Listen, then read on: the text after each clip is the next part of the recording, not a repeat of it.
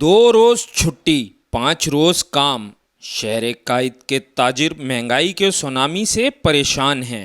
تاجروں کا کہنا ہے کہ ایک تو مہنگائی نے مار دیا ہے، اوپر سے کرونا وائرس کی وجہ سے لگنے والے لاک ڈاؤن کے باعث کاروبار ختم ہو کر رہ گیا ہے۔ تاجروں کے ساتھ ساتھ مہنگائی سے دہاڑی پر کام کرنے والا طبقہ بھی فاقہ کشی پر مجبور ہو گیا۔ گلستان جوہر فرنیچر مارکیٹ کے تاجروں کا کہنا تھا کہ لاک ڈاؤن کے دوران شادی ہالوں پر پابندی کی وجہ سے فرنیچر کے کئی آرڈر کینسل ہونے کے بعد لاکھوں روپے کا نقصان اٹھانا پڑا ہے۔ 5 ماہ کا وقت گزرنے کو ہے، اب بھی لاک ڈاؤن کے خوف کے بادل ہمارے سروں پر چھائے ہوئے ہیں۔